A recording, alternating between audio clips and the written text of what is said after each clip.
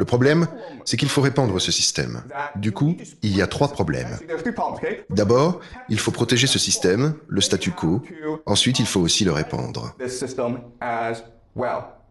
Et enfin, il faut aussi le justifier. Et ça passe par trois systèmes transnationaux, trois organisations transnationales.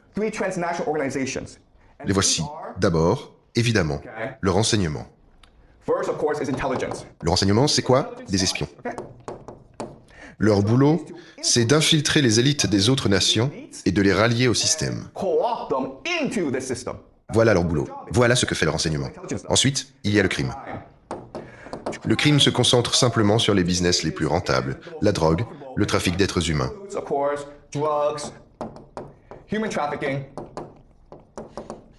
Et ce qu'on appelle le blanchiment d'argent.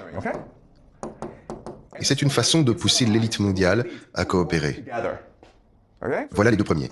Et il reste un dernier mécanisme, la science. Vous croyez que la science, c'est la recherche de la vérité? Eh bien, non. La science, fondamentalement, c'est trouver des preuves pour justifier et protéger le statu quo. Voilà pourquoi la science est fondamentalement matérialiste. N'oubliez pas, ce système cherche à créer des valeurs. Et la première de ces trois valeurs majeures s'appelle la société ouverte. C'est quoi, la société ouverte? En gros, c'est la mondialisation, le multiculturalisme, le DEI. La diversité, c'est bien. Pourquoi c'est bien? Parce que c'est bien. On ne sait pas pourquoi, c'est bien, point. Vous suivez? Il y a bien une justification, mais c'est toujours la même. Si vous n'y croyez pas, vous êtes raciste. Et raciste, c'est mal, d'accord? Voilà pour la société ouverte. Deuxième pilier, la privatisation, ce qu'on appelle le néolibéralisme ou le marché libre. C'est-à-dire, les gouvernements sont nuls dans ce qu'ils font. Donc il faut laisser les grands entrepreneurs tout contrôler. Voilà, c'est ça, le néolibéralisme. Là encore, aucune preuve sérieuse pour soutenir ça, mais si vous n'y croyez pas, vous êtes communiste, d'accord? Et communiste, c'est mal, évidemment. Troisième pilier, forcément, le consumérisme. Le consumérisme, en gros, c'est ça. Comment prouver sa valeur dans la vie? Comment trouver du sens et un but dans la vie? Achetez des trucs, mon vieux, et ensuite vous postez sur Instagram pour récolter des likes. Voilà la valeur d'une vie. Faites un max de fric, achetez-vous un yacht, dégotez une copine canon, étalez tout ça sur Instagram, et voilà, vous êtes un héros. Bien sûr, ce qu'on passe sous silence, c'est que ce système rend les gens seuls, malheureux, dépressifs, suicidaires.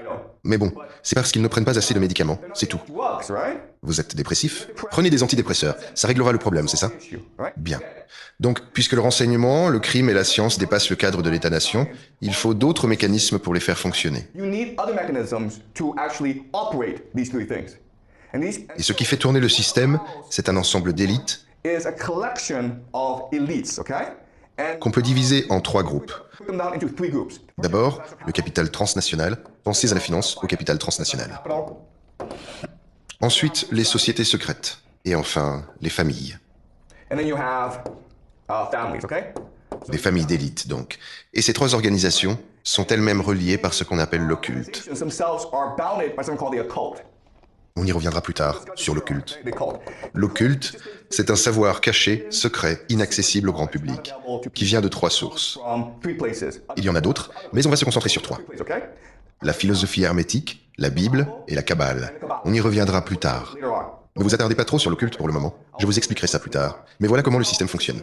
Bon, il y a forcément des questions qui se posent. Première question, si tout ça est vrai, pourquoi ce système-ci est-il séparé de ce système-là? Pourquoi ne pas dire tout simplement l'occulte à la base, puis les élites, puis la science, le renseignement, le crime, et enfin l'empire? Et la raison, la voici. C'est vraiment important que vous compreniez ça. Ça, c'est le parasite. Voilà, c'est le parasite. Ça ne crée rien, ça ne fait que pomper de la valeur, extraire de la valeur. Et ça, c'est l'hôte. Donc, en fait, ce sont deux systèmes distincts. Ici, l'hôte, là, le parasite. Votre question suivante, ce serait, admettons que ce soit vrai, quelle preuve avons-nous que ça marche vraiment? Parce qu'il devrait y avoir des gens qui font tourner ce système, non? Eh bien, je vais vous donner des noms. Si c'est vrai que le système fonctionne ainsi, il doit y avoir des individus en place qui le font tourner. Je vais vous donner 2 noms, Jeffrey Epstein et Jared Kushner.